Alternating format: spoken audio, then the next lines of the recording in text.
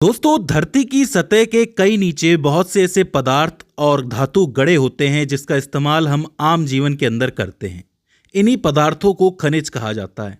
इन खनिजों में आपको लोहा, एल्यूमिनियम, तांबा, जस्ता, सीसा, हीरा ऐसी बहुत सी चीज़ें देखने को मिलती हैं।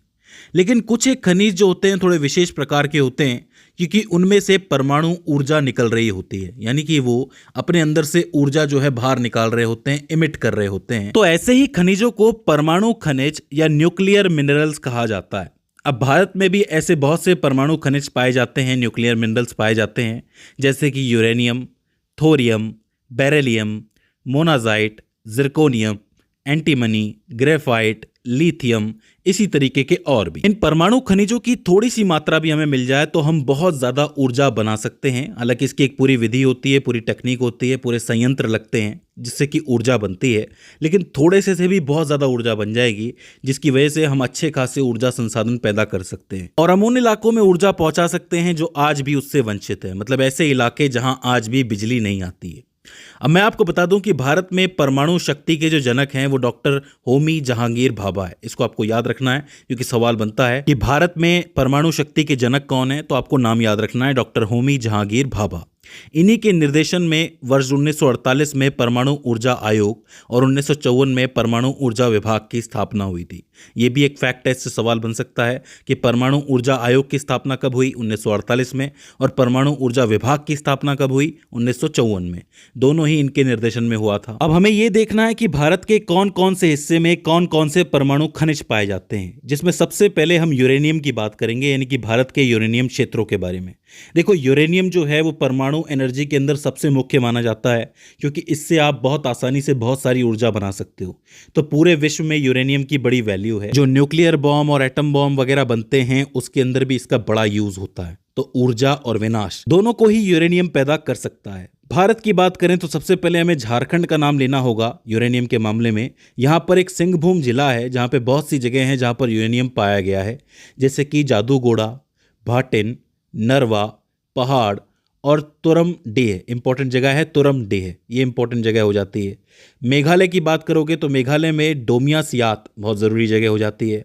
राजस्थान की बात करोगे तो रोहिल घटेश्वर जो सीकर ज़िले के अंदर मौजूद है, उदयपुर, अलवर और झुंझुनू, इन सभी जगहों पर यूरेनियम की थोड़ी मात्रा पाई गई है।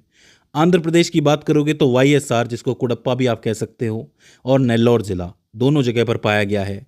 तेलंगाना में लंबापुर जो कि नलगोंडा के अंदर है। कर्नाटक में गुलबर्गा और गोगी, दोनों इंपॉर्टेंट जगह हैं। हिमाचल प्रदेश के कुल्लू ज़िले के अंदर थोड़ी सी मात्रा में है। उत्तराखंड में देहरादून और चमोली। छत्तीसगढ़ जाओगे तो दुर्ग, महाराष्ट्र जाओगे तो मोगरा और उत्तर प्रदेश में ललितपुर।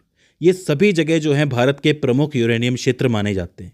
हालांकि मैं आपको बता दूं कि यूरेनियम यहाँ पर बहुत थोड़ी मात्रा में पाया जाता है। ऐसा नहीं है कि भंडार है, बहुत थोड़ी मात्रा में पाया जाता है। अगर भारत की बात करोगे तो यहाँ सबसे ज़्यादा कौन सा परमाणु खनिज पाया जाता है, तो वो है थोरियम।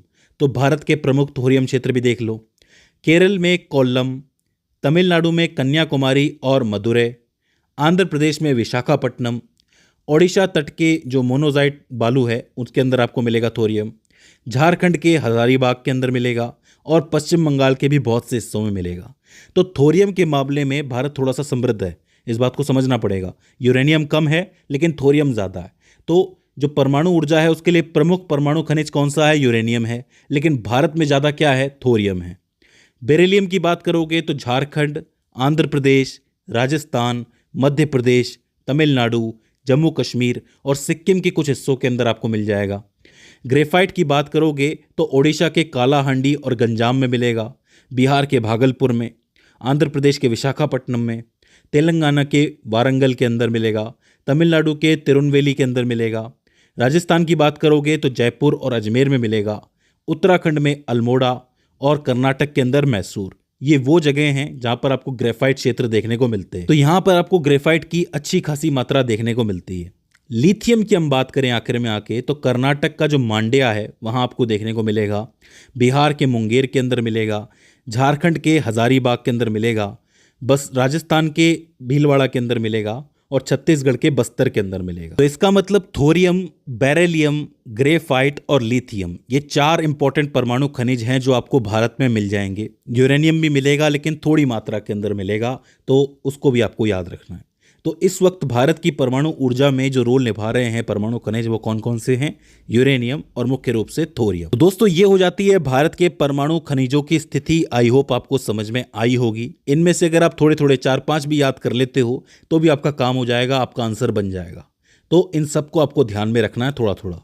तो दोस्तों मुझे उम्मीद है कि इस वीडियो से आपने कुछ ना कुछ नया ज़रूर सीखा होगा और ये वीडियो आपके लिए हेल्पफुल साबित रही होगी। अगर इसके बाद भी इसके अंदर आपको कोई क्वेरी आती है, कोई दिक्कत आती है, तो आप हमें कमेंट सेक्शन में बता सकते हैं। तो दोस्तों आज की इस वीडियो के अंदर बस इतना ही। See you in the next one.